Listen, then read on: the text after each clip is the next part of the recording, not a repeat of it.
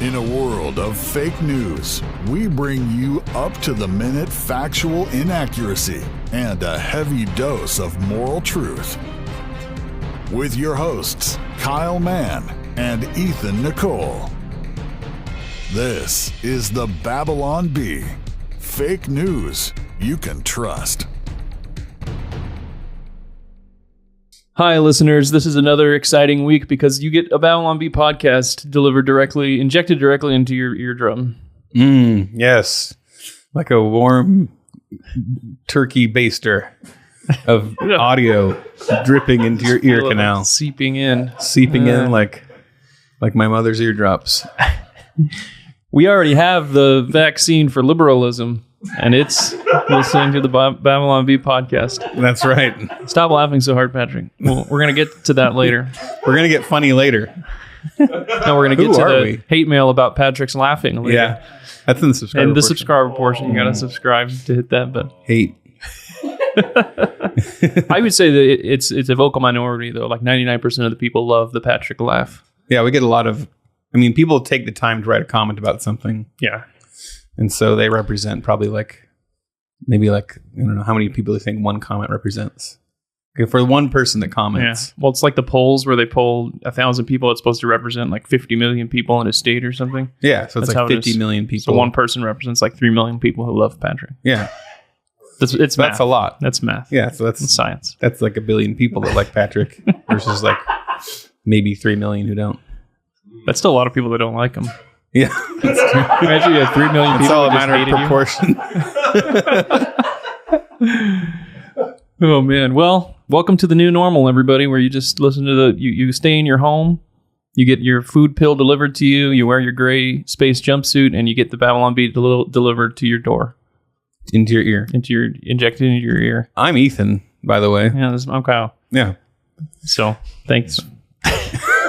I like how when we post these, like on social, it's just like, join Kyle and Ethan and people are like, who the heck are Kyle and Ethan? Who are they? I'm just following for the Babylon Bee. You have to just pretend like there's somebody. Yeah, and like, oh, well, Kyle and Ethan. Oh, Yeah. well, if it's Kyle and Ethan. And then they're like, oh, I got to know who Kyle and Ethan are. People will like DM me some comment about, I like what you do or whatever, and I'll reply, thanks. And then they'll be like, I can't believe you actually replied. Like, I'm not really that famous or anything, so. Anyway, so hey, I actually escaped California. Is that what boomers call it? California. I escaped and I went to Texas to speak at the Texans for Life event. And Are there any Texans not for life? There probably are. Yeah. Well, yeah, like millions voted for Biden, right? Yeah, Texas is changing, huh? Yeah. Sad. I mean, the gap was still hundreds of thousands of votes, but it's not that much. So what'd you say? I just said, hey, everybody. Is that redundant? Because they're already pro-life. Don't kill babies. Yeah. I agree. I agree. But I visited my friend who moved from California to Texas because of all the craziness out here. And he's like, I want to show you the beauty and grandeur of Texas. So we went shooting. And I got to shoot his AR-15, which is great because it has 30 rounds in the magazine instead of 10 like you have in California. Oh, you can only have 10 here? You can only have 10, and to like take the magazine out, you have to like break the gun apart. It's like crazy. Huh. Because they were trying to get around that with like the bullet button, and then they banned that, and they try to get around. It's crazy. So then on the way back, we stopped at Buc-ee's. Okay. Which I don't know if you saw. I posted pictures of this place, but it's this gas station that has like 100 pumps. Oh. And you go inside, and it's like as big as a Walmart. Wow. And like, but it's like just beef jerky. But it's all just snacks and then they got a guy cooking up brisket in the middle of the place. Wow. And it's like the cleanest bathrooms you've ever seen, and it's just. I've never been to beautiful. Texas. Hey, Texas. Oh, really? Invite me to something. Yeah. Ethan could speak it. It's the thing being second in line for like events because you always never wants to fly 2 guys to something. It's doubles the expenses. We almost got to give our speech at Georgetown. I know. I almost got to do something. Yeah. I'm here. I want to eat brisket. If you have an event, especially in Texas, invite you want Ethan. a less attractive, less popular. But he's spoken at much bigger crowds than I have. I have. Comic-Con. And Yeah. But yeah. You got white-hatted in Canada? I got white-hatted in Canada. I've had my heyday.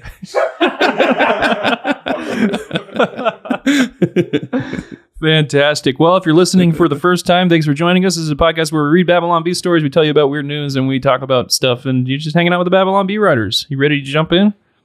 Always. Cannonball. But now, this week's edition of Stuff That's Good. Oh no, cannonball. That was me getting splashed with the can. All right, let's cue it. Okay. Sounded violent. Oh gosh. You have like PTSD from the Revolutionary War. From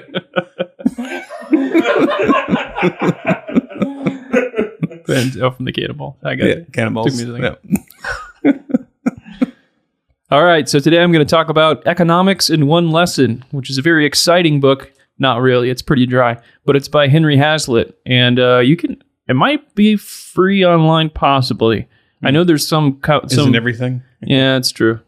It's free on the Pirate Bay, but it's an old book, and I can't remember if it's public domain. I actually don't think so, but there are a few organizations that will give it away for free. If you just pay shipping, they'll just ship it to you because they want people to. Oh, it's like a Gideon Bible. It's like economics. The Gideon Bible for libertarians. Okay. This is you go to your hotel room, you pull the drawer, and it's like Gideon Bible, Book of Mormon, Economics in One Lesson. Okay. And it's a fantastic book. It's very dry. I kind of expected it to be more like anecdotal with like analogies, and it's not. It's just Henry Hazlitt talking to you like you're stupid. And he's just like, hey, you can't, if you raise minimum wage, that's stupid. And here's all the reasons why. The famous quote from it is, the bad economist sees only what immediately strikes the eye. The good economist also looks beyond. The bad economist sees only the direct consequences of a proposed course. The good economist looks also at the longer and indirect consequences. So the biggest thing the book does is it tells you, when you look at a proposal and they're like, it's good, the government built a factory here. You don't see all the dollars that were taxed and then not spent. You don't see the thing that did not happen. Like the people that got taxed and now are not hiring people or are not building new businesses or not investing in things because that never happened. So you don't see that cost. It's an invisible cost. And all you see is, there's a factory that created jobs. You don't see the indirect consequences of it. So it kind of teaches you how to think that way rather than giving you all the answers. Like a zombie apocalypse or something. Yeah, just like that.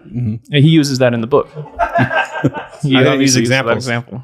Oh, you're trying to... Okay. Yeah. I'm trying to help. So anyway, if you want someone to tell you about economics like you're 5, Economics in One Lesson is a great book. That's all lemonade stands?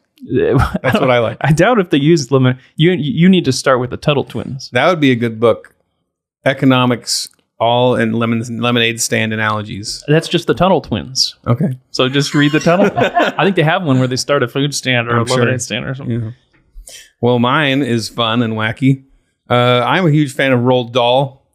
And I'm sure I believe he had a sketchy past or some bad beliefs or whatever everybody does, but he's a character. I didn't know that. What did he do? Now I don't know if there's whenever I post I'm a huge Roald Dahl fan, people are like, he was racist or something. Oh, okay. Anyway, I'm a huge fan of audiobooks read by the author, and especially when the author's a character, and Roald Dahl's a character. So there's a book called Roald Dahl Audio Collection. It has Charlie and the Chocolate Factory, James the Giant Peach, Fantastic Mr. Fox, a few other books. They're all in one audiobook, and they're all read by the author. And it's a great road trip book for the family. It's very energetic. It's fun to hear these characters as he would imagine them portrayed since he wrote it, And it's a little different than that kind of dry, standard audiobook reader person. Yeah, just a British guy. Charlie went to the chocolate factory. Because books are already intimate. You're in the author's head, and then now they're reading it to you directly. It's cool. It's a cool experience. So highly recommend that. Sweet.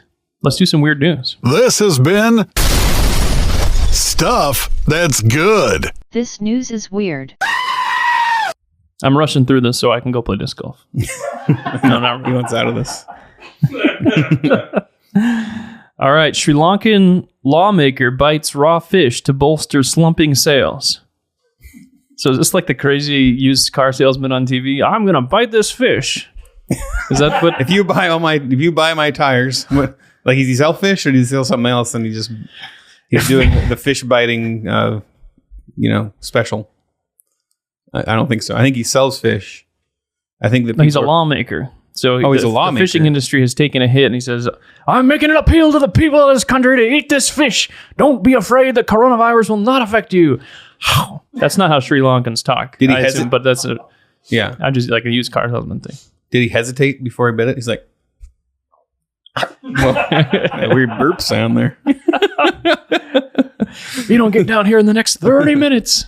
I'm going to club a baby seal. Oh, no, so he's threatening the fish's life. I think I'm going to bite this fish's head off if you don't. Alive? It says raw.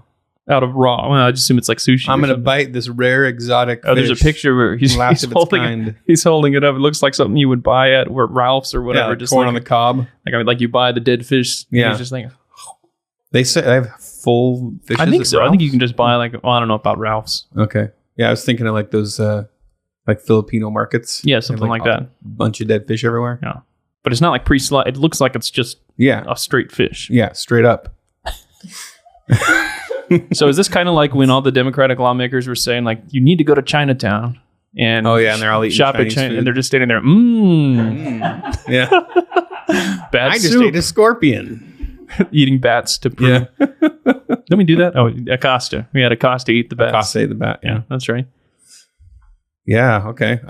Japanese town deploys growling robot wolves to protect residents from bears. So bear sightings were at a 5-year high. There were dozens of attacks. And we must do something. they made the cyborg wolf. Yeah. It's got red flashing eyes, a blinking tail, and loud threatening sounds triggered by motion detectors. So these are like hiding in the woods. They're just sitting there. Yeah, just when you walk by. Do children walk past them? So these poor bears are just like, oh, there's some trash. Yeah. Ooh. Or they're like, it's just a wolf. I'm a bear. Bears aren't scared of. Oh my gosh, it's got red eyes. We wanted to tell the bears human settlements aren't where you live, explained Okada Ota Saiki head honcho Yuja Ota. Well, I probably butchered every word in there. No further bear sightings have been reported, and as a result, the robot wolves are being regarded by all accounts as a howling success. Sad. Wow. Could we use these for other stuff? I'm They thinking should market these. it's never a good idea to make like a powerful robot because it will attack you at some point. But this sounds just like a Disneyland type of robot. It's like an animatronic. Yeah, it's just motion. It's like the Halloween robots. Oh, like you step on the spider, the little pad, and the spider goes. You walk "Rah!" by. Yeah, and it comes or back. the deaf guy stands up and shakes. This could become like an attraction for bears. Like they want to I want to go get scared and go to the take all the kids. Yeah. It's like it's a small world for bears. School asks parents to stop throwing late students over closed gate. They just launching children. It's like Matilda. They put up signs. We got to show this sign. They have a sign that shows, like all those warning signs where it's like, don't, do this. And it shows you like punching a kid or something. And it shows this gate and this parent hurling a child over the gate. Just absolutely hucking it. How strict are the rules at this school that you're doing that? Putting your child over a gate?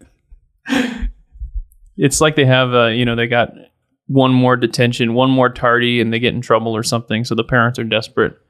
Oh, they lock the gate. And they close the gate and like, all right, no more students. The parents are like running up. No, Johnny's here. How old are these kids? Because that's hard on your back. No. Yeah, you got to tell them to do the 1, 2, 3 jump, and then you go have them help you. That's how I have to get my kids into the shopping cart now. Yeah. And the really rich parents probably end up getting like a kid bazooka or a kid catapult. Or they have their servants throw them. The servants. Alfred. Hurl Johnny over the fence. Botched carving restoration on Spanish building ridiculed online. Now this one's all about the photo. You gotta see the photo. This reminds us of the Monkey Christ fresco restoration. I don't know if you remember that. There was a painting of Christ that it was an old fresco. Yeah, she came in and the Spanish restored it. Like, and it made him look like an orangutan. Jesus is looking a little worse for the wear. And she just like completely painted a happy face on him type thing. It was like a Mr. Bean thing. Hold my beer. No, it was It was worse. Like it made him like fat, round, like it looks like a blowfish, like a weird, has little beady eyes, just like horrifying. And it looks like the same artist did this one because it's got the same. Just the head is just this round face, and like the eyes look like mouths. This is like a mouth and two more mouths, like something out of a Soundgarden music video or something. Yeah, it looks like horrifying. It looks like your kid took a ball of Play-Doh, rolled it up, and then just like poked mouth and eyes. Well, no, they did eyelids. Did you see the picture? I did see it. Yeah. I do kind of wonder if they're starting to do this on purpose now, because I heard that they hate God and religion. Yes. No, because I heard that fresco that Spanish grandmother did is now like a tourist attraction. And so people are coming from miles to see the freaky from around the world to take a picture of the chubby Jesus. Yeah, they look like the Innsmouth, them from that one. Yeah, it's like the fish people from what's that book? It's Shadow over Innsmouth by H.P. Lovecraft. Lovecraft, yeah. Freaky fish people. I don't think I've ever laughed as hard as when I first saw that Spanish grandmother's restoration. I remember I was working in my construction job, and my friend comes up, "Oh, you got to see this," and he pulls it on the computer, and it was one of those things where your cheeks hurt, and you're just tears pouring down my face. Terrible. So yeah, I'm glad that this kind of stuff is still going on. Video shows unauthorized man with flamethrower atop New York City bus. So the first thing they asked, "Hey, are you authorized?" Yeah, that's what I say. Like, what does it mean to be an authorized man with a flamethrower? Wait. You don't look like one of our typical bus flamethrower personnel. This is like Mad Max. Like he's got the big guitar that shoots the flames out of it. It's a giant sound system up there. He said he was making a tribute to a legendary New York City hip hop group. Yeah, he's a rapper up there. Was this one of what's his name's flamethrowers? Elon Musk. Elon Musk's. I don't know. It was an unsanctioned stunt. So you have to get the proper permits before you stand on a bus with a flamethrower in New York. He refers to himself as the Flame God. Okay. What's that stand for? God. I don't know. Is he the God? The Flame God. That Flame God. Gangsta. Oh. I don't know. I'm really disappointed in the people who write these articles on these weird news stories, because we are asking the important questions. Yeah. And they don't ever go in and they don't explain why he was doing this or like where he got the flamethrower. I want these questions answered. In an earlier Instagram post, he invited people to the area for ice cream, t-shirts, and champagne. And a good flamethrowing. Fantastic. Egg fight at Tesco, which is a British supermarket. It's like a British Walmart / grocery store or / Best Buy. Egg fight breaks out at Tesco after a woman was shushed for 2-minute silence. So like a moment of silence for the fallen heroes. These are fallen servicemen and women. Yeah. So this was like... So she just keeps talking, and all of a sudden, egg hits her in the face. This is like Armistice Egg fight breaks out. And... it's such like a British, like it seems like something would happen in like Mr. Bean or something. She's like, "Hey, why is everyone being so quiet? We're being proper." And all of a sudden, just like start throwing eggs at each other. This is classic. Yeah. She's like, "Golden Grams. Does anyone know where the Golden Grams are?" Yeah, what is she? And everyone's like, "Hey, shh." Is she on her cell phone? What's she doing? Oi, shh. We're being quiet over here. A witness heard someone shout, "You've disrespected my mother." I guess maybe the mother was in service or something. I wish they said mum. My mum! You disrespected my mum. And then someone shouts food fight? Is that... I don't understand how it turns into an egg fight. I was at an event in what was it? In the UK. I can't remember the city.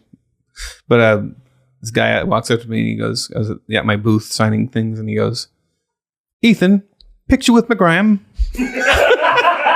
And like his sweet little British grandmother wanted a photo with me. It was like this. It was just the way he asked it. "Picture with McGram." Well, that's my photo. That's my story. I like the idea that there's a UK grandmother out there that has this giant blown up photo of you and her hanging above the fireplace. Cute little. It was awesome. 7th grade language art teacher living in the forest and doesn't have adequate internet to host. So she sent a message to... Oh, so we need to read this tweet. Okay. So this is... this is a parent of a student, and she says on Twitter, "Well, this is new. My 7th grader's language arts class today was canceled because her teacher is now living in the forest and doesn't have adequate internet to host. I've attached this message my kid received an hour before class. Oh, this email is beautiful. Hello all, I'm currently living in the forest, and so when our power goes out, it's for most of the day. My internet is enough to respond to messages, but not host live class. I can hardly read this. You expected that you oh yeah, that's probably all details. And she gives little details. She says, well, I'm not going to be on, but I'll reply to your emails. So she's just out there with the 7 dwarves,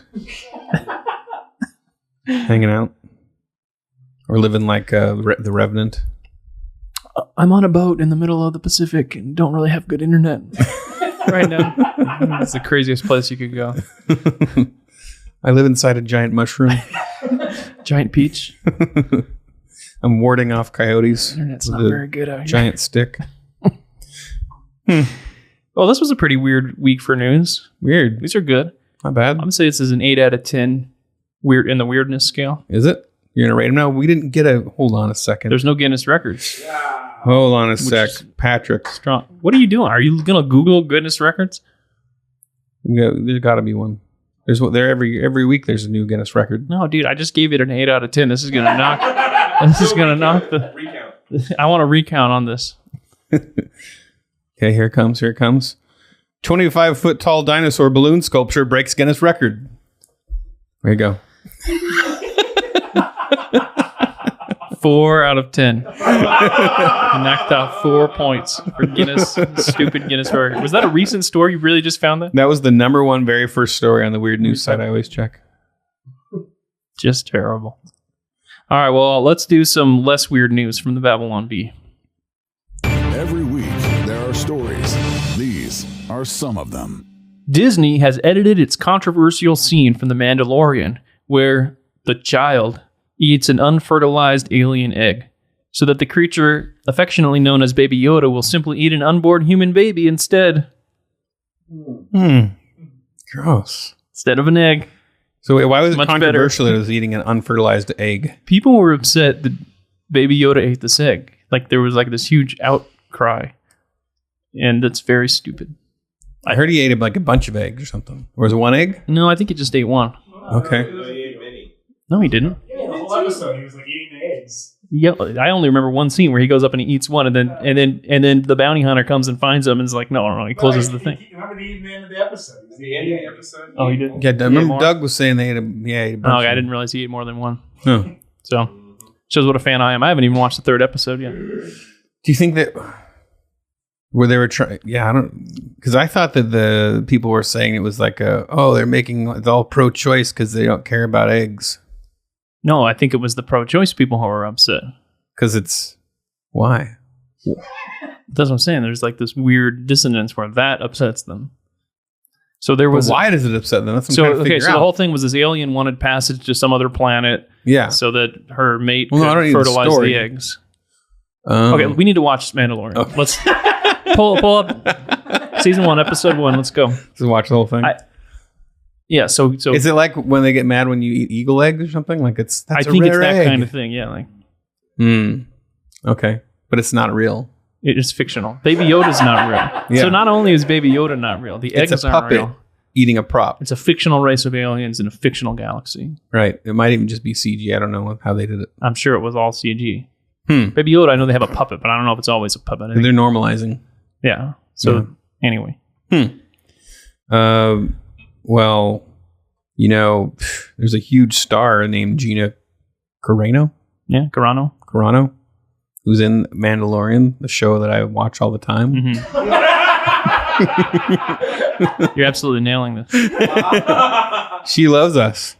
She does. Babylon Bee. Yeah, she keeps like That weird. sharing. She's all famous, and she's partakes of things I do, but I don't watch her thing.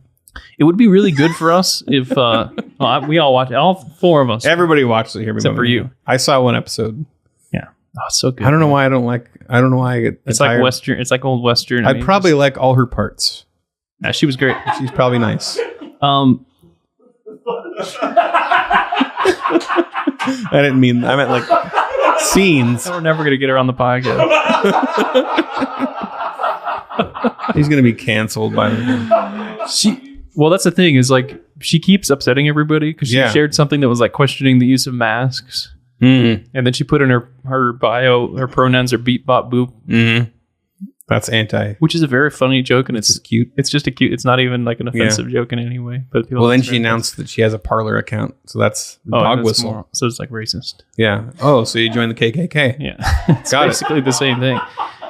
But we're waiting. We really wanted to be a controversy that she keeps sharing in Babylon Bee articles because that would be really good for us. Anytime there's a controversy.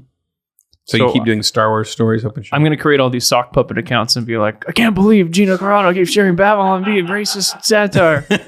And then we'll see if we can get the controversy going. If you're a liberal, if you're a progressive, you got a progressive like Twitter account, you follow us, start the controversy. Get it going. But then if she like got fired from the show because she was sharing Babylon Bee articles and we started, I would feel really bad. Yeah, how's that? I mean, you have to like... What drives her to be so that outspoken and how? Because she's got like a crazy good job right now. I know. Well, good for her. I think it's great. Awesome. But I'm curious, like, it's just her personality, or she came from like MMA, I think originally. Oh, okay, so she's probably. I mean, she's from a different culture where it's just not so people aren't as uptight about that stuff. Yeah, and maybe leans more to the right too. Yeah. Well, I mean, I assume she leans to the right, but like, no, I'm just saying, a lot of people that lean to the right, but the MMA culture, the MMA culture probably more leans to the right too. So she's from that. She's used to that. And probably they have thicker skin where you can just talk about. Because there's people who are conservative in Hollywood. There's probably a pretty good percentage. But they're just like, I can't say anything. All the quiet ones. Yeah. Anybody who doesn't talk in Hollywood, probably conservative. Yeah. They don't walk around. You're saying that from experience. All right? Yep. All the quiet ones. All right. Oh, now this is progress. In a move to bring attention to issues of social justice in the United States, the Biden administration has announced that all attack drones used to bomb countries in the Middle East will have Black Lives Matter decals applied to them. Inspiring. That was really good. Thanks. You want to do that one more time? Like just more emotional? Inspiring. This is the thing that makes me the saddest about the Biden administration thing. Because whenever there's a Republican in office, at least the media like points out all the wars that we're going to and all the bombs that we're dropping. And then a Democrat gets into office and they're just like, whoop, complete quiet, complete silence about it. I mean, Obama got the freaking Nobel Peace Prize before he did anything. Yeah. And the Obama administration dropped over 26,000 bombs in 2016 alone. Do the math. I think that's about 72 bombs a day. Wow. Good job. Did you see that? Who was the guy that was in Afghanistan saying he's been lying to the president about how many troops are there? Did you see that? He's like, he's like laughing about it. Like, we were tricking Trump so he thought that we were taking troops out, but we had a bunch of troops he didn't know about. What? It's like, who is it? Syria. Dane's like fact checking me, Snopes style. It's not Afghanistan, it was Syria. But I was close. It was morally true. Dan is always the one more qualified to be on the show than us. Yeah, absolutely. Yeah. He actually pays attention to stuff. They just picked us for our good looks. So I think the Biden administration's bad news for peace, but hey, at least the Middle Easterners will be proud. They'll be bombed by a black woman of color. Wait, you have to be black and a progressive woman of color. LBGTQ for the first time. Yeah. Do you think that Black Lives Matter has provided conservatives with a third joke?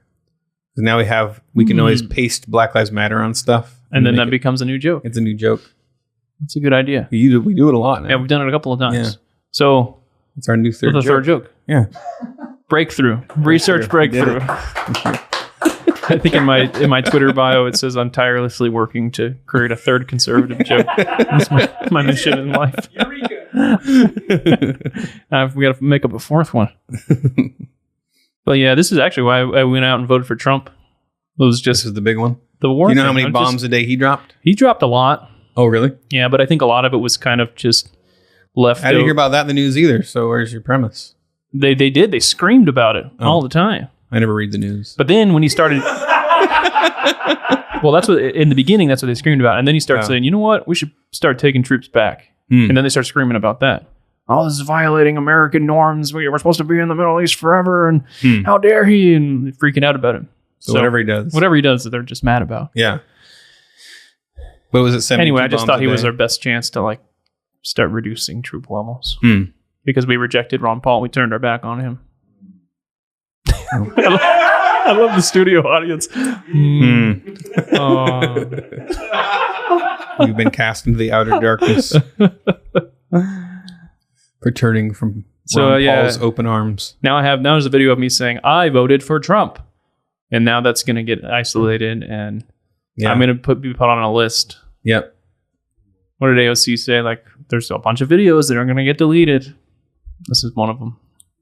Videos that are going to get deleted? Yeah, she was saying she predicts a lot of people are going to like start deleting their tweets and videos because they don't want to admit that they voted for him. She's like, we got a list.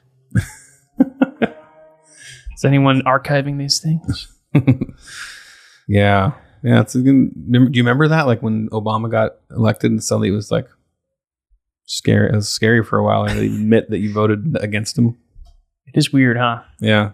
Maybe we're just feeling what the libs felt. I don't know if it won't feel as bad with Biden though. I don't think, because Obama was like, you didn't want the first black president, inspiring figure. Mm. It's like, well, just like even the people who voted for Biden kind of hate Biden. It's just they hated Trump more. And it's funny that they can do that, and they can walk and chew gum too, but like they can't see us doing that on this side. Like you're just making a compromise. And go, well, this guy's not great. Yeah, it's more you suck, so we're voting for him. Just think of how bad it has to be that we vote for Donald Trump over your guys. Like, just think about how bad that is. That's how stupid you guys are. These big dummies. I thought you were going to start reading and you started drinking coffee. It's my turn. Sorry, I thought it was yours. So after the Church of Satan complained on Twitter that Target was selling Bibles, the retailer quickly apologized and pulled the Bible from its shelves. The Church of Satan complained that the book was satanophobic. The tweet got 666 retweets, and Target jumped into action, immediately responding to the tweet that the book was pulled from shelves. So this is a joke. So this is a joke based on a real thing. By the Babylon Bee, but it was based on a true thing, which is that Abigail Schreier's book got pulled from Target after one person complained on just one person. That's the thing. It's like, this is the Church of Satan. It should be one Satanist. She wrote this book that's about what she calls the transgender craze, which upset a lot of people in the trans community. But it was like, I think she's even pro-trans herself. Like, she believes that it's okay to transition and all this. But she was questioning that there's a sudden spike in people identifying as transgender, especially among females, just in like the last 5 years. So all of a sudden you have, within the last 5 years, all this, it was historically almost no girls would transition to boys. Yeah. And all of a sudden it was just like tons, Yeah. So she was investigating whether this is part of like the social pressure. All of a sudden you get some kind of benefit or social points for being transgender. So she was kind of investigating that, and they were not happy about that. Didn't like that. And I saw everybody that was like commenting on it obviously had never read it, As I haven't. Me either. But I'm also not complaining about it. So, but it is psycho that Target would just completely take her book down because of one tweet. Like one person. It was literally like they posted, Ask Target is a Twitter account. They said, hey, why is this horrible book up? This person's transphobic. And they're like, oh, they are? And they just said, okay, we'll take it down. Yeah, so one guy on Twitter. And then later, someone else was like, hey, what about free speech and just having different... I don't have the actual tweet. I think it's right here in the notes. I could read it. And Ask Target was once again tagged. And they go, oh, okay, yeah, we'll put it back up. So it's like they got one guy there running that account who's like just responding directly to each person and changing the entire store's policy based on what they say. They're just going to be constantly like pulling your shit, pulling books, putting them back up, pulling books. This is back. Oh gosh, someone complained. So yeah, one trans person complained about the book, and then this other person who complained was also a trans person. So this guy is a trans man, a conservative trans man. He says, notice how quick they were to respond to other transgender people. I've also sent an email to the corporate office, 0 response. I'm currently on the phone with Target to get my voice heard, and so far, nothing. And then they replied, yesterday we removed the book from Target.com based on feedback we received. We want to offer a broad assortment for our guests. We're adding this back. We apologize for any confusion. So confusion. And we apologize that you guys were confused because we were just doing normal stuff that Target does. It's just a normal thing to do, but sorry you guys are all so confused about everything. I don't know why you guys are so confused. I mean, it's not confusing at all. So apparently 40,000 gamers did sign a petition to remove the Bible from Target. This happened a while ago. This is a real thing that happened. Oh, gamers. It was after they decided to ban Grand Theft Auto 5 from their stores. They're like, oh, what? Well, you still have the Bible. Owned. Leave it to gamers to make that connection. And then it says Target said, we don't actually sell the Bible. And then I think they do on their site. Well, they do online, but they were probably trying to get On their it online store, they literally sell everything. They're trying to They're be just Amazon. a storefront. They're Amazon, yeah. Like you can probably sell something on Target. Yeah. No, I have my books on there, I think. Maybe not, actually. I'm going to complain. You do it. Did you know that you Ethan Nicole works for the Babylon Bee, which is a hateful site? Disgusting garbage human. Trans awesome. Oh, I do need to be trans, though. I need to create a trans. Yeah, they don't listen to you unless you're trans, I don't think. I like that this like conservative trans man like just totally pulled the trans card. He's like, I'm trans too. Yeah. We need some intersectional identities to be able to do that kind of thing. Because we don't have anything. You just like I have as a bearded man. Native American card. I'm a card carrying that's right. Native American. I am. I literally have it in my wallet. I'm trying to think of something I intersectional identity I have that's like unpopular. Like I'm Cherokee. I'm a fan of the 1983 movie Kroll. As a Kroll fan. What about the Kevin Sorbo one? Oh wait, no, Cole the Conqueror. Cole, I've never seen Cole. I need Cole to watch and Kroll are different. I've been meaning to watch Cole because maybe they could do a movie together. Cole and Kroll. Mm-hmm. Cole. You could have Cole go to Kroll, like Cole does Kroll, or Cole. Wait, is Cole a place? Kroll is a planet. Oh, I thought Kroll was a guy. No, Cole is the guy. Cole the Conqueror. So Cole goes to Kroll. Cole goes to Kroll. Yeah. Okay.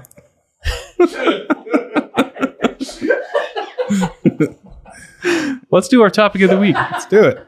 And now, the Babylon Bees topic of the week. All right, everybody. If you notice that Ethan has bags under his eyes and... Do I? And, just generally is less coherent these days. It's because he stays up till like 3 a.m. every day working on animation. Mm-hmm.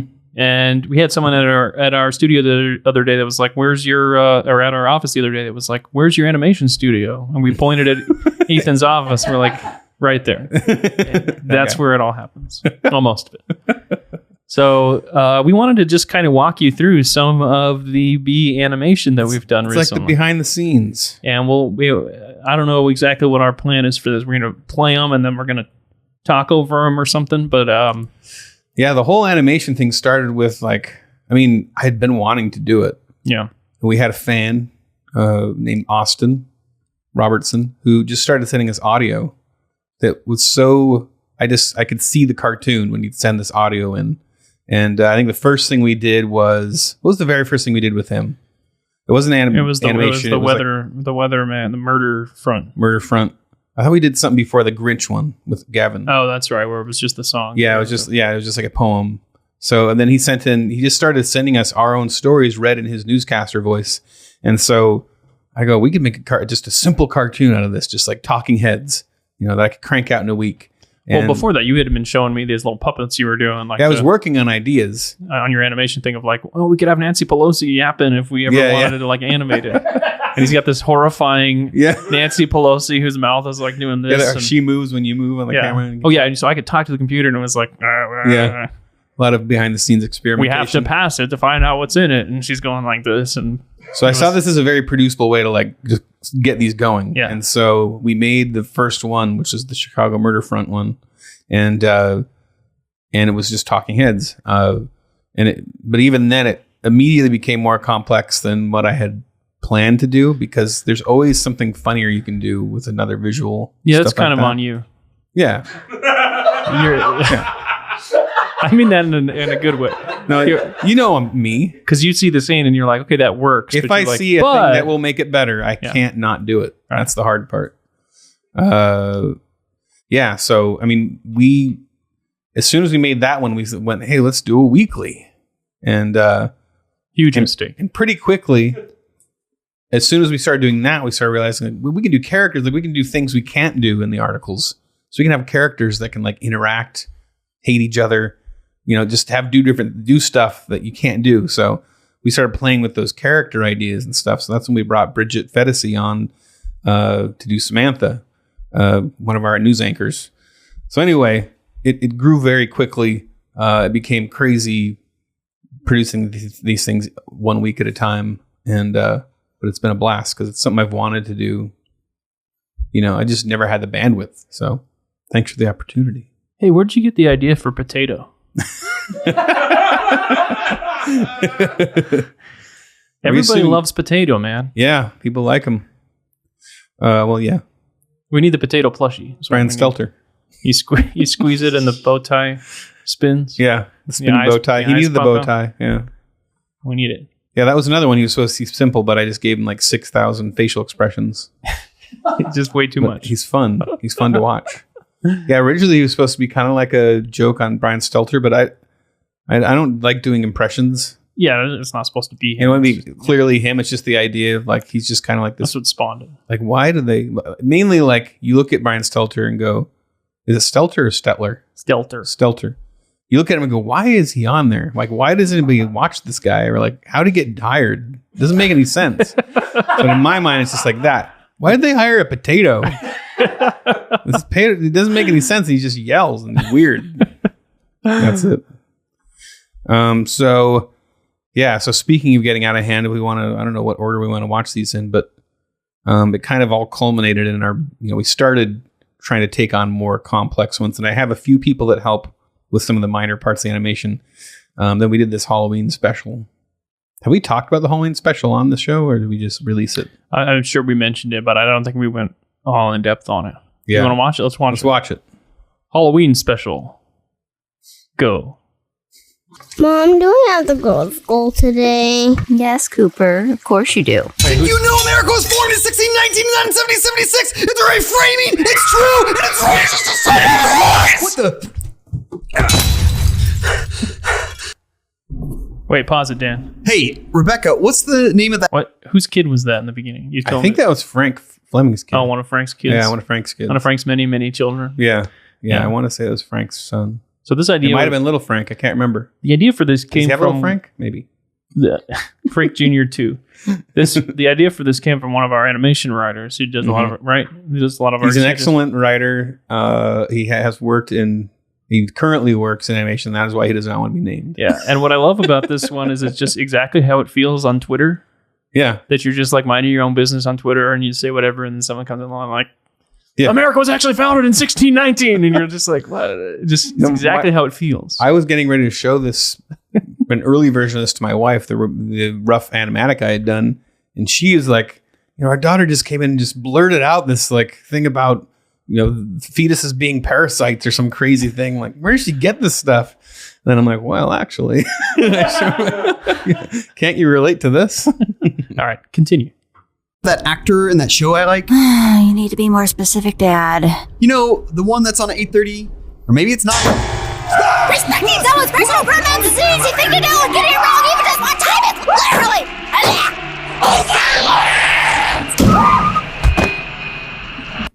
I like the Terminator influence. Did you see Gary's Hey, there's email? me. That's my voice. Yeah, You did it. That's the funniest And email. Gavin animated him to look like What me. is that? True socialism has never been tried, but the monsters who have tried socialism and caused the death of countless people are all heroes of mine!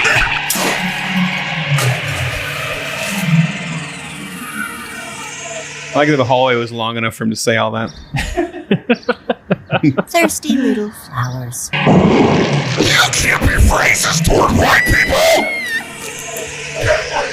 It's good when someone who disagrees with me politically dies! Let's go! That was you, right? Yeah.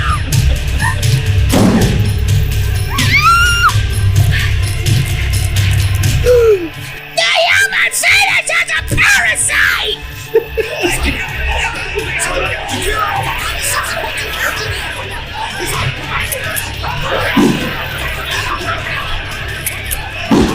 Quick! Inside! There's our hero. You'll be safe here. I'll protect you from the crazies. Old timey music. We need to sell that mug. America. You know, the only thing holding black people back is they won't pull themselves up by their bootstraps.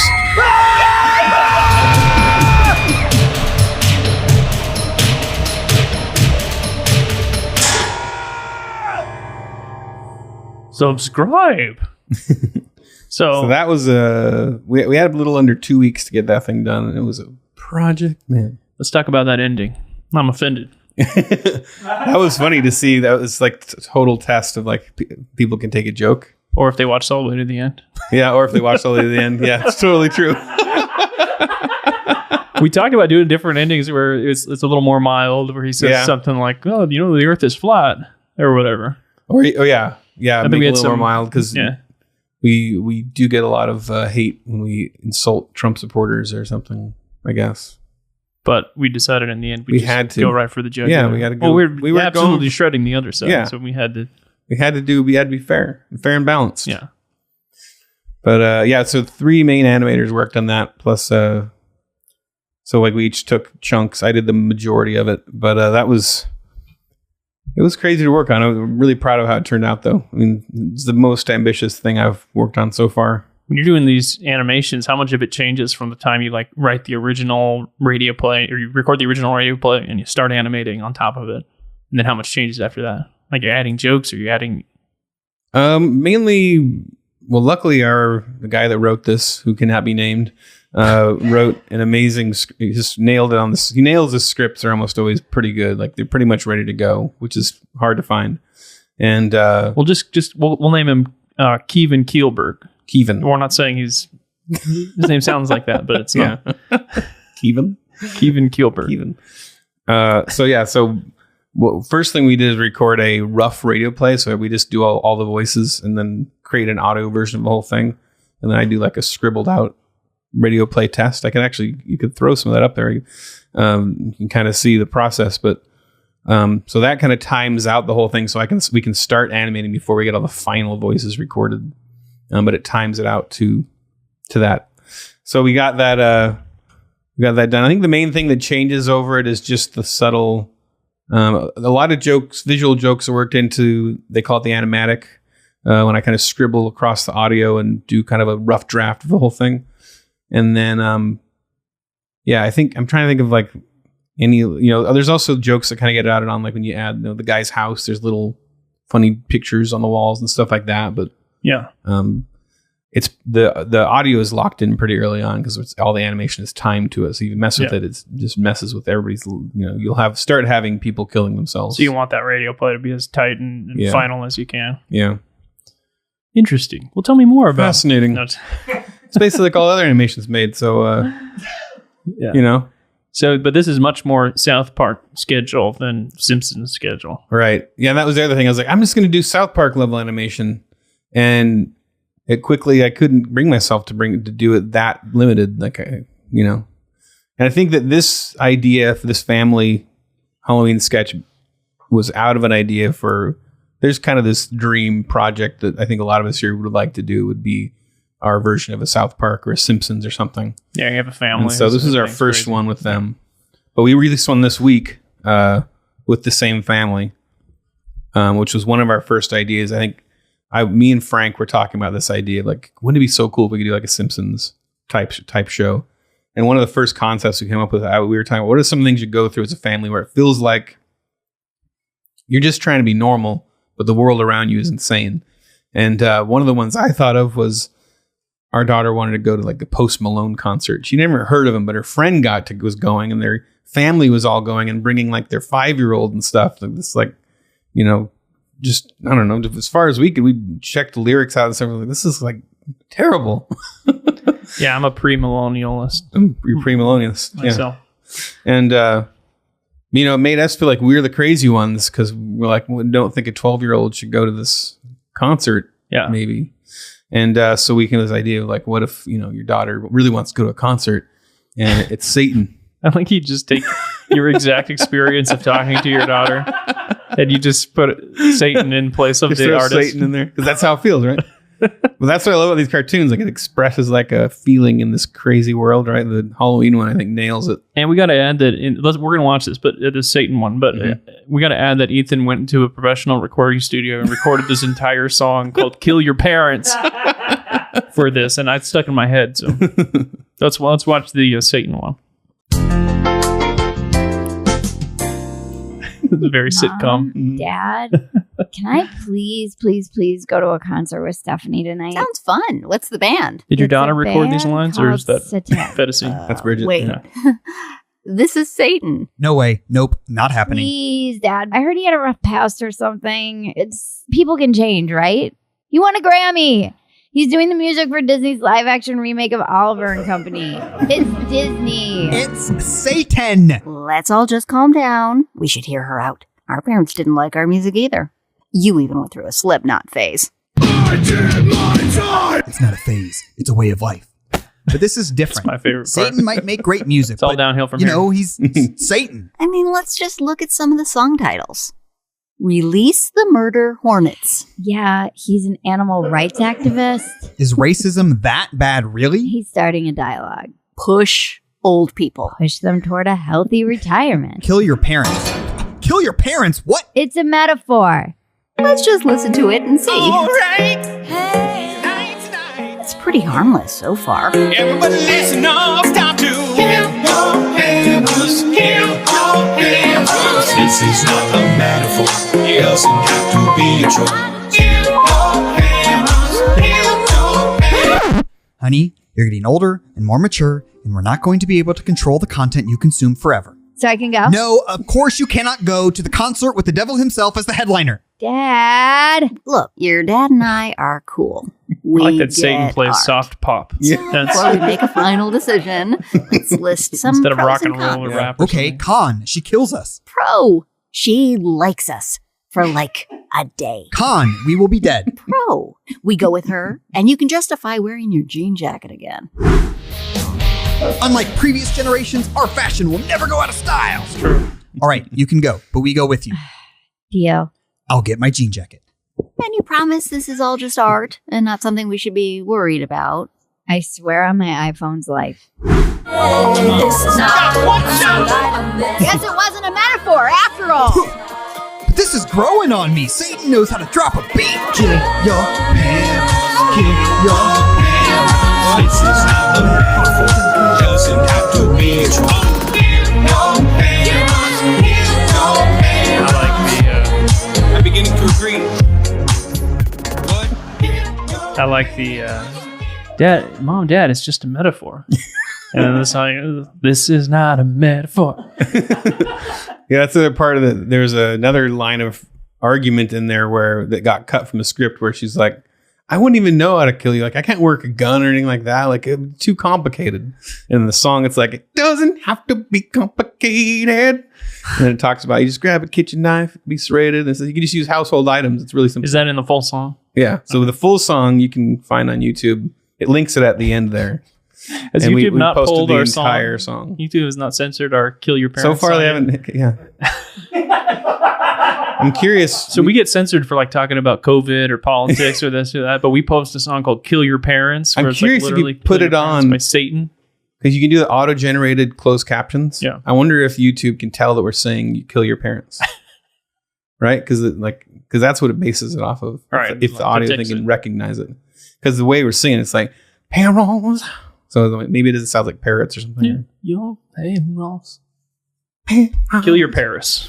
Yeah, so yeah, there's like 10 seconds of the song in there. I went into the studio and I just had this stock pop song, and we were just going to do the chorus and a verse, but then realized like, well, then you just copy the chorus. You got a whole song. It's like so close to being done, and so I did all the male vocals on it, and then I knew the guy at the studio. His daughter, she's like 14, but she has an amazing voice, and like she wants to throw a few vocals on there just to kind of back it up. So then he sends me the file later in the day. I'm like, holy cow, this thing turned out it's like radio quality. It sounds awesome. It's so catchy. That one did have some jokes added towards the end. Like I felt like it needed just a bit more. So like kind of like that Slipknot moment. I added that right kind of last minute. Just feel like it needed that, like, you know, adding the Disney theme when she talks, just adding little things. With, you know, part of it is the breakneck speed with which we're producing these things. If we had the time, you could like really like kind of storyboard it out and like be like a joke could go there, cram in more jokes. But anyway, I'm self-criticizing. And the animation was like that setup is probably a lot easier than something like the Halloween one, because most of it is standing in the Halloween one, everything has not been created yet. Yeah, so and you had to create all the at least on assets. this one is created, but still this one was way more work than I thought it'd be. Yeah. Because you just need to, it's boring if they just stand there and don't do anything. Yeah. Or if they just talk and their mouth moves. Like, it's just not enough. You need their eyes and everything to do stuff. And then there's a lot of the kinds of animations just hold, you know, you could make one mistake and it messes the whole file up. And then there's glitchiness of these programs and stuff. There's just all this stuff that is not interesting to talk about that you spend an entire day on. So when are we going to get some Korean animation slaves? Yeah, I don't know. That's up to Seth, I guess. All right. Yeah. What I mean, if you're watching this and you're like, if you're an animator and you're, especially if you're a good artist, you got timing, people like that, I'm looking for people like you. If you want to, you know, I don't know, at one point we'll be able to afford you, but come out of the woodwork, send us a message.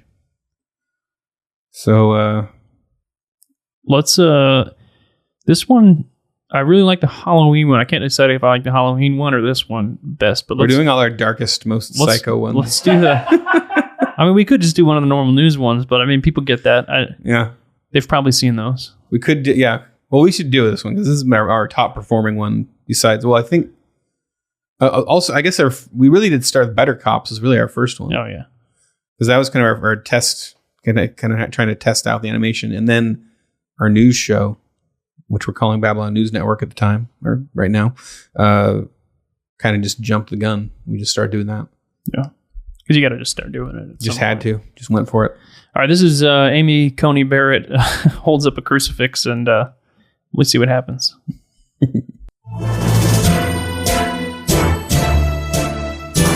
I'm Guy Curtis. And I'm Samantha Kurlach. And this is the Babylon News Network, a mask for your brain, protecting it from the infection of bad ideas. We now take you live to our continued coverage of the Senate confirmation hearings as Amy Coney Barrett arrives on scene. Have a great confirmation, honey. Hey, honey, bye-bye. Love you. Honey, bye-bye. Love you. Does Frank write all those little intros where he's like a mask for your Those are mostly Frank. brain? Yeah.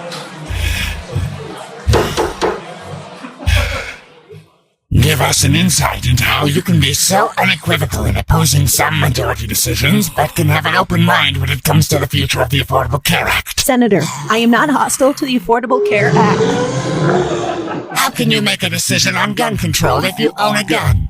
Do you own a gun? How many guns do you own? Hi, honey. Can you count the guns? No one cares about your crossbow. Don't include the crossbow. And he's going to include the crossbow. Senator, are you eating a giant cockroach? It feeds the evil growing inside me, and it's also full of protein. But I'll ask the questions around here. Pop quiz, what religion are you? Oh, I'm just plain old Catholic. Seems like an overreaction. It's not even from a church, it's from CVS. Okay, if appointed, will you overturn Roe v. Wade? This is an important one for us. Important because you care about women's rights? Yeah, that's why. Now answer the question. Well, Roe is not a super precedent. Vomit sprinkler. If you say anything other than Roe v. Wade is super cool. I will not. If you want my Roe v. Wade, the issue is about, would you like something for your tummy? This is a disgrace to the Constitution. The power of the Constitution compels you. The power of the Constitution compels you. Come into me.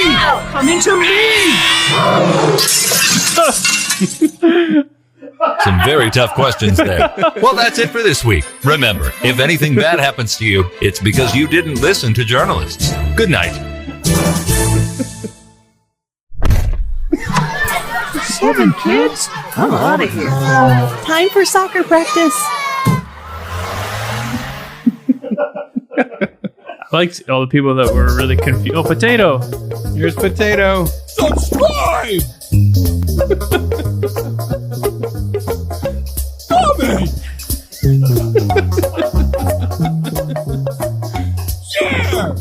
There he is. I like when the people who had never seen The Exorcist were really confused. My potato. Well, they were confused. People they never seen the Exorcist movie. Yeah. They were confused as to why she's like, "Come into me, come into me." Like, what are you talking about? And like, why she gets possessed at the end and all that. Yeah. So that was the voice. There was Bridget Nelson, wife of Mike Nelson of Mystery Science Theater, Riff Tracks.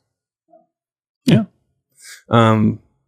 But yeah, that one we insane. cranked out in a week, and that was insane. And I remember we're talking there's about so many things I would do different if I had more time on that. That's one. great. It's really hard for me to watch. We're talking about the animation in the beginning when we're writing this, and we're like, maybe we just have the people like just kind of.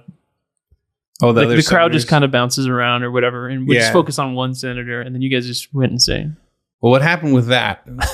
Because I outsourced the other senators bouncing, and I just kind of provided them with artwork to kind of piece together puppets. And I'm just like, all I want, I just don't have time to do this, is just create like one of them kind of bouncing like this, and one where they're bouncing more like this, and one where they're bouncing more like this as it intensifies.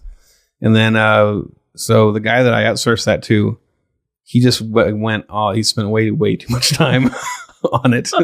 It does look great. It was way more than I wanted, but that's got the guys like jerking their heads around and freaking out and stuff like that. And it's great, but it costed us a little money. Too much money. Yeah. Fantastic. Well, this is coming out Friday. What's the next video that we have coming? So the next one we're doing is Guy Curtis will infiltrate Antifa. Oh, this is a funny one. Yeah. And it's our most, I guess that counts as a BNN episode, but yeah, it's one of our more ambitious ones. He's going to go out on the street. He's going to meet him, and he's going to find out that like they kind of need a father figure. It's touching. It's very touching. It's sweet and touching. See, we like to humanize our political opponents. Yeah. Like Antifa. All right, well, if you want to check out animation that we're doing that Ethan's working so hard on, youtube.com/thebabylonbee. Maybe you're watching this on YouTube, maybe you're listening, but subscribe there. And we're doing a video a week right now. We may take some time off for the holidays, and we're doing a little bit of a reboot of the BNN eventually here. Mm-hmm. So renaming. We're going to take, I think, after this next one, maybe. I think we're going to take like a few weeks, maybe 2 weeks or something, a break on it to get ahead, because we've been on this 1 week per cartoon thing, which was kind of an insane thing to jump into, especially not having experience really cranking out animation. So yeah, we're going to get a little ahead of it, but we have some really ambitious ones planned out. We got a lot of ideas. We're going to do more Better Cops episodes, and we're going to kind of do a new format for the news show. BNN will become The Talk Down with Guy Curtis. We're working on that. And then we have some other shorts with the family and some other stuff like that. So excited to see where it goes. It's awesome. One thing is I love about the animation is that the obvious thing for us to do as the Babylon Bee was to launch like the talking heads sitting at the desk, like me and you putting on suits and sitting there going, at a local church today, blah, blah, blah. Mm-hmm. That was the obvious step. So to be able to do something that really distinguishes the Babylon Bee, like doing a full animation channel. Yeah, that's something I very about unique for our kind of satire. It breaks us from that like accusation of just being a copy of The Onion. Yeah, it helps us to become our own thing. And I'm all about that. Yeah. So anyway, check it out. youtube.com/thebabylonbee. And yeah, it's very, very cool. There's a whole playlist, animation playlist. There's an animation playlist on there. And I just want to say, comment. Subscribe! And share. Sure! Let's do some hate mail. I really miss Adam Ford. Okay, so we wrote an article called 10 Ways to Put Christ Back in Christmas This Year. It was satirical, as all the content on the Babylon Bee is, and this person was not happy with it. So Bob, his name is Bob. Bob says, your recent post titled 10 Ways to Put Christ Back in Christmas This Year, which tells people to go out and slash tires, break into Costco, and other criminal activity, is actually shameful and borderline inciting violence. I normally really like your stuff. That's a classic line. and was considering donating monthly since the turn in the election. But even behind the mask of parody, that post is terrible and gives the people you purport to be mocking the ammo to say we're no better. I normally really like your stuff. We need like something for that. That line is in so many hate mails. Yeah. I usually like it, but when you said that people should go slash tires because of Christmas or whatever. I don't remember this. I don't even know what Was this an old one or new? This is new. Okay. It was similar to your old infographic you did about winning the war on Christmas. It was kind of that done as a list. Okay. Yeah. Yeah, it's stuff like someone says happy holidays, punch them. You know, that kind of thing. Obviously over the top and humorous. Sorry, Bob, we commit to doing better. Bob was like, his hand was on his billfold, ready to go. Getting out $100 bill. Subscribe. That's how much it costs. I don't know. Maybe annually. And then his cursor goes up to the subscribe button. Maybe I'll read one more article. Ready to stick the $100 bill in his CD tray. And he's like... And it pops up on his RSS feed. Let's start having like a little ATM port on your computer. That's one funny thing about that Kill Your Parents one we did. Like, there's no visual representation. Like, you don't have a holding their phone up. So she had a classic vinyl record. Yeah, which is cool. That's cool. That's cool again. It's hip. It's cool. It's hip again. All right. Freeloaders, we're kicking you off the helicopter, throwing you out like commies. And the rest of us are going into the subscriber portion where we read some bonus hate mail. Oh, yeah, we got a good one. We answer a video mail question. We read our subscribers' best submitted headlines, and we tell cool stories. Yeah. Stories we can't tell to the general public because they're too risque. They're definitely HBO level. If you know what I mean. I don't know. Cinemax. It's mostly just stories about Ethan's 3-year-old pooping on things. But here we go. Who doesn't want that? You just undercut the whole subscriber portion. Oh, I mean, it's really funny and risky. Risque. Anyway, thanks for listening and following and watching. We like you. Goodbye. The rest of this podcast is in our super exclusive premium subscriber lounge. If you're not a Babylon Bee subscriber, go to babylonbee.com/plans for full-length ad-free podcasts, access to our headline forum, 20% off the items in the Babylon Bee store, a gift, and more. Please drop us a review on iTunes and share the podcast with a friend. Feedback and love mail go to podcast@babylonbee.com. Follow Ethan at AxeCop and Kyle at _Kyle_man on Twitter.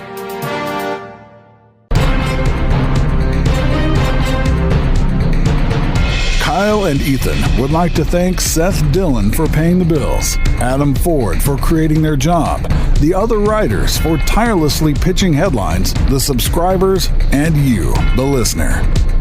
Until next time, this is Dave D'Andrea, the voice of the Babylon Bee, reminding you to go forth and punch Satan repeatedly in the ribs.